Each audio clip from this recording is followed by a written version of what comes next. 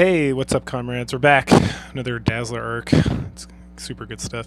It's typical Dazzler stuff, so, you know, if you want to pass, I don't think that's that big of a deal.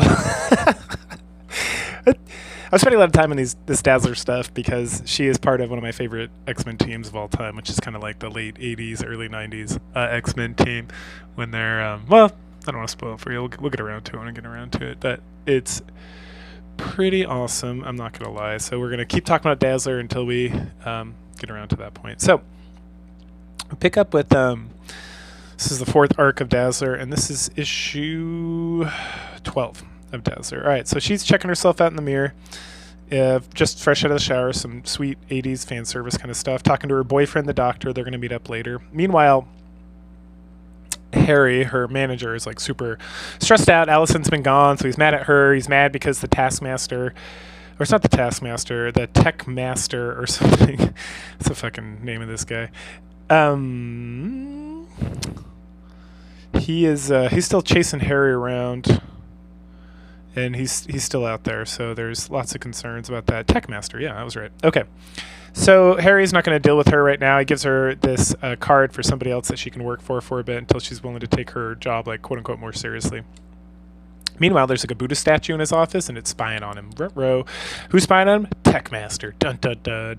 So then Allison meets up with this schloppy guy and ends up going and doing some like silly events. She's like singing on top of a van and such, and then she heads out to her date with the doctor, and she kind of embarrasses herself in front of like the doctor's boss and his wife, and the doctor's, they go back to her place and fuck, but then the doctor's like, I don't know if I need to be with this woman now. We're kind of in different places and have different things going on, and yada yada. I have some serious thinking to do. And Allison is oblivious to this whole thing. We get some sweet more fan service of her changing and whatnot. And then she gets a call about a job, and so she heads over to this tech plant where they're using lasers and stuff, and we meet the tech master there, and he wants to know how she turns sound into light, and she's like, oh, secret, something, something, and he's like, well, I'm going to leave you here and lock you in this room so you can think about it, and then when I come back, maybe you'll tell me the secret. Meanwhile, Harry's at dinner, and the tech master's there, and then he punches like the bodyguard out, and then is like, hey, you going to play along with me, or I'm going to kill everyone in this place, including you. So Harry's like, okie dokie. So back with Allison, she's using her light magic to kind of break free from the door, and she does that right as the tech master walks in with Harry, and he's like, I'm going to kill you. This is going to be so good. And he takes him up to like this ledge on the second floor and is about to throw him overwards where he's strangling him, and that's when Allison like zaps him with some light and then zaps him again, and then they go back and forth. He punches her really hard. She tries to get away. She sprays him with something. She dodges around. Like, she's a pretty good fighter despite her powers, because right now she's not able to use her powers for some reason that, like her radio is broken, and so she doesn't have access to like music or something. Anyway, she uses like the magic of a woman's purse instead to beat the shit out of this guy and then run around. Eventually she hits him enough times with her magical purse that he's about to fall to his death when Harry comes over and saves his life and then pulls him up. And then because if you don't remember, Tech Master was a guy who worked for Harry, but then he didn't want to listen and tried to do things that were too dangerous, and because of that he burned himself up real good. Anyways, Tech Master's like, we're even now, I'll leave you alone and you'll leave me alone. And then Allison gives Harry like her 2 cents and like really yells at him, and then he's like, I'm sorry, and so she forgives him, and they can start working together again. Which leads us over to issue number 13, where Dazzler's going through like her mom's stuff in the attic, and we find out there's some mystery about her mom, and she finds an old pin with like a heart and wings and stuff. And honestly, she looks like a hot what's it called, stewardess from on a plane. She's got this sexy dress on and everything, and like I don't know what to call it, like a scarf around her neck. I think there's a name for it, but I'm not that fancy. Anyway, so she hugs it out with her grandma, and her dad walks in, and he's super pissed, and he just like storms off, and then she storms off, and then Allison heads back out to talk to Harry, and there's like more jobs for her to do, but they're still kind of like lame jobs. So she's doing like singing grams for people. She goes like construction site and whatnot, and then she meets up with her boyfriend, the doctor, at some super fancy restaurant. She's got a fine dress on, and he's like, I'm breaking up with you, and she's like, go fuck yourself. And then dopes out of there.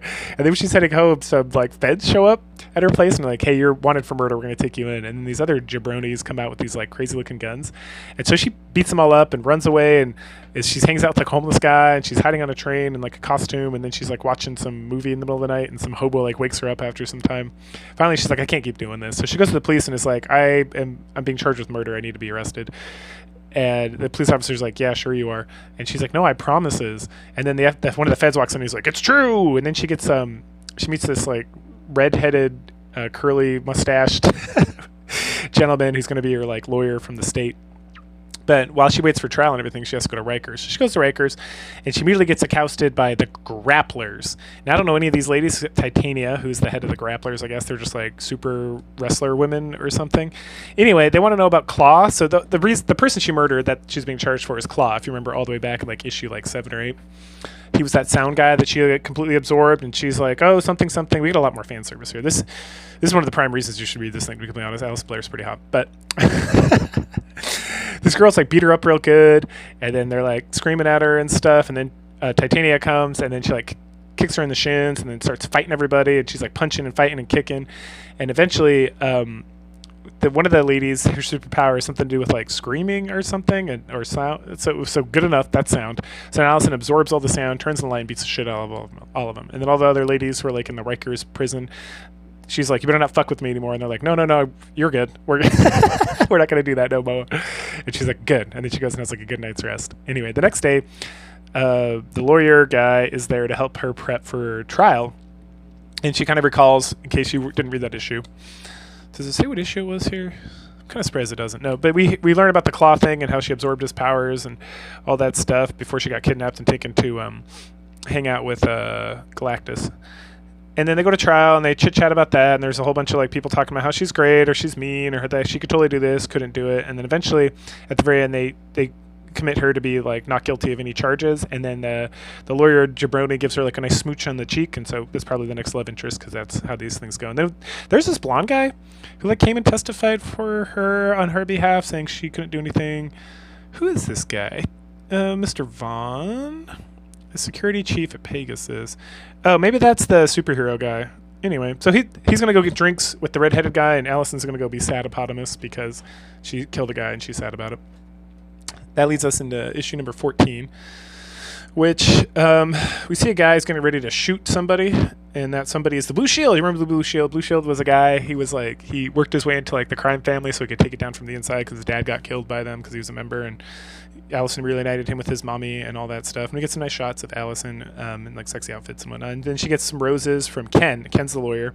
And then she gets talked down to by some real asshole who looks like one of the Beatles, who's a real douche nozzle. He was in real life too. What's his name? Harris something. I'm not a Beatles guy, so I don't really know. But not the main guy, but the second main guy.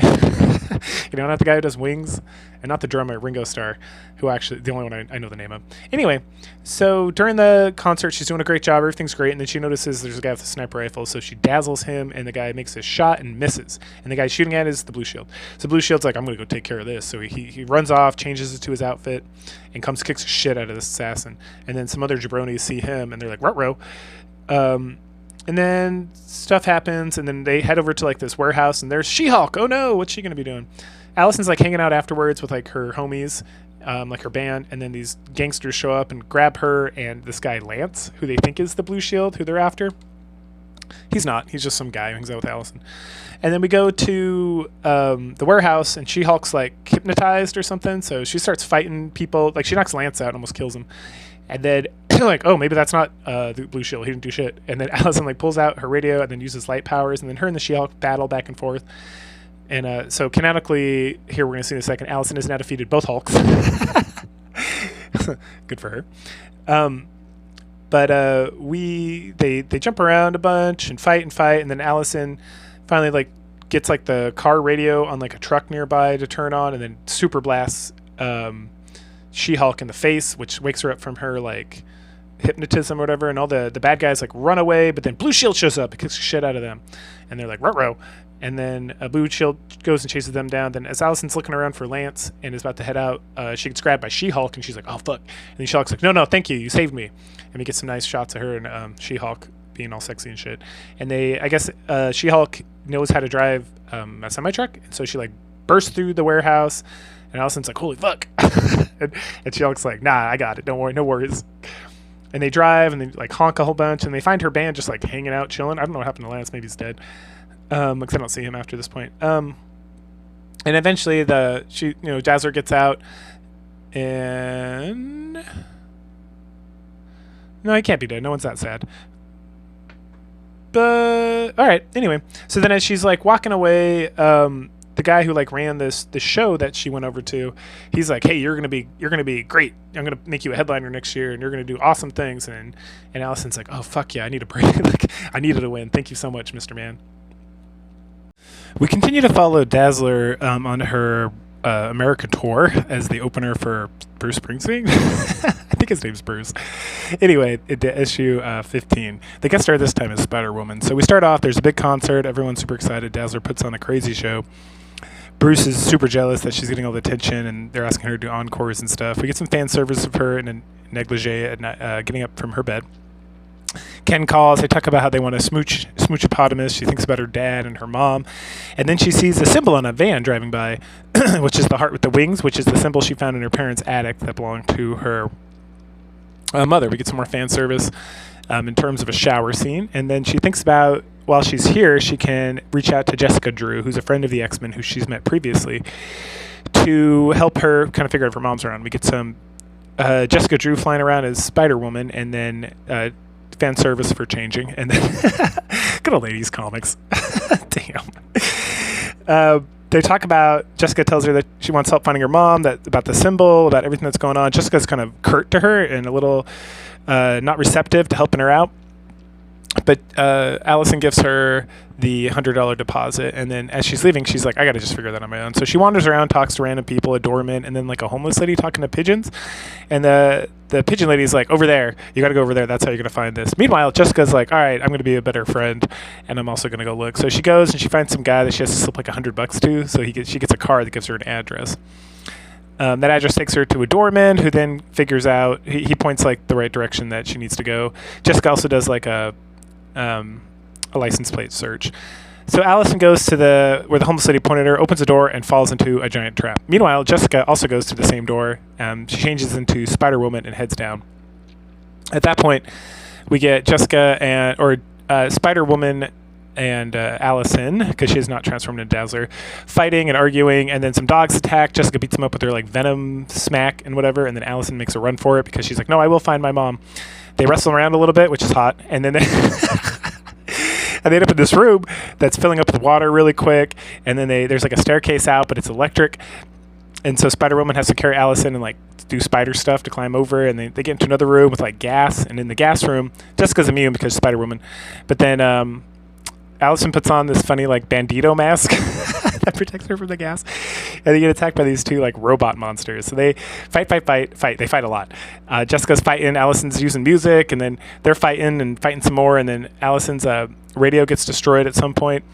And after they finally beat the robots, the walls start caving in, and Jessica's like, I got nothing on this. And Allison's like, I can blast through, but I need you to sing. And Jessica's like, I'm not singing. It's like, well, you sing or we die. So Jessica starts singing. Allison's able to gather up her light magic, blast through the door, and they get in there. And at that point, they find a little box with the symbol that that Allison was looking for, and then a film strip. And then Allison hops on the back of Jessica Drew, or a Spider-Woman, as they fly out of there to the streets of San Francisco, I think is where they're at. A little bit later, they watch the film projector, and they find out that this whole thing is just a SHIELD training facility, and that the symbol represents Winged Heart, which was the name of the operation. So, and in my head, I was like, oh, so her mom was a member of SHIELD. But then Jessica's like, see, it had nothing to do with you. Maybe you could become a SHIELD agent. You fought pretty well in there. And Allison's like, no, I'm a musician. And then right as the issue's about to close out, we see a shadowy figure following Allison around, which leads us directly into issue number 16, the final issue of this arc. And we start off with Allison talking about how stressed out she is because she's been fired from the tour by the guy because, of course, he's jealous. So she goes out, puts on the best performance of her life. Her buddy, Lance, who did survive, is flipping shit to the other guy and then to his like manager or whatever. And then Dazzler finishes. It's a great show. She talks smack to the Bruce guy, and then she bumps into Ken. Ken took off some time so he could come be with her so they could be Smoochy Town. We then get fan service for changing. And then they go to a cafe, they smooch and go on like a little tour of town, and then they end up going on a plane ahead of her band so they can spend some more time alone together. At that point, Ken's like staring at this beautiful woman, and Allison like calls her out on it, and he's like, hey, toots. I'm a mansies, can't you see? It's just the way it is. And she's like, yeah, whatever. Man, they don't make women like these two. That's fucking for sure. Oh, man. Anyway, they chit-chat some more and joke, and then Allison's like, I gotta go prep to smooch you on this plane trip. And as she's over there, she sees the really hot woman who gives her like the stink eye. Allison then pulls into dun dun dun the Enchantress's realm. Remember the Enchantress? They had that singing contest. If you don't think you get like a quick overview of it. But yeah, they were in like a singing contest a bit ago, and Allison won, and then she meets all these gibbons that are all the men who tried to pursue the Enchantress, and then she turns Allison into like water or something, and then she mutes Allison so she can't sing or create light magic or fight against her imprisonment, which that's okay. Heimdall, who sees and hears all, is like, there is silence over there. There should not be that. Go tell Odin.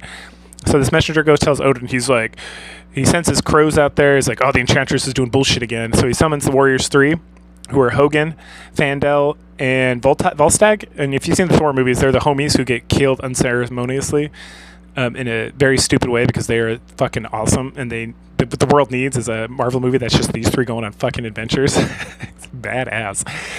Anyway, so they storm on into the Enchantresses. They call her out. She's like, no, this human is just my pet. And they're like, fuck you, Enchantress. You're coming with us. So they head back to the palace of Asgard, where the Vizier is now hanging out because Odin had to go do some shit. I think he literally says that. Yeah, he does. He's like, go, and then bring back. And I won't be here, but the Vizier will take care of it. Don't worry about it. I got some shit to take care of. So they come back, and the Vizier is not going to put up with any of the Enchantress's bullshit.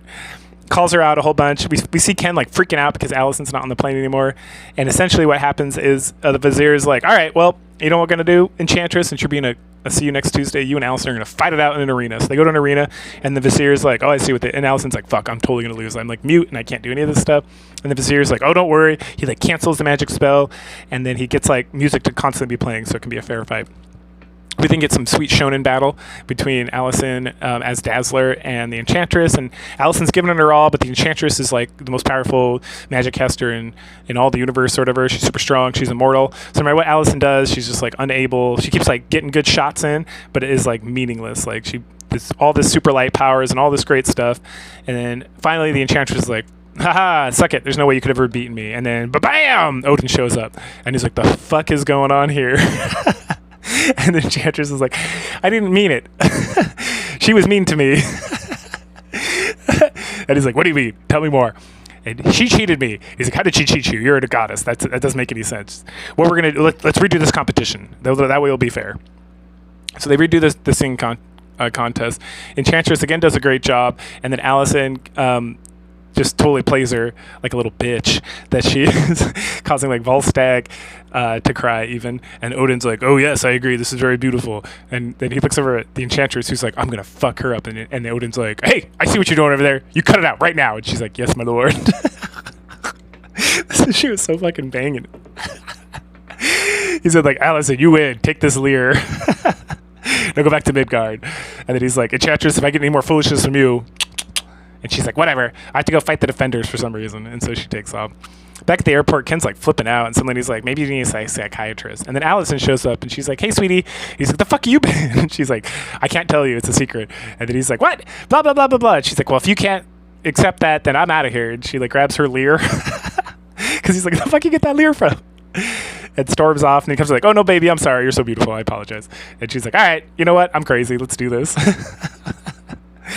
So then they make out, and then she's like, let me go powder my nose. And he's like, hells no. That's the last time you powdered your nose is when you disappeared.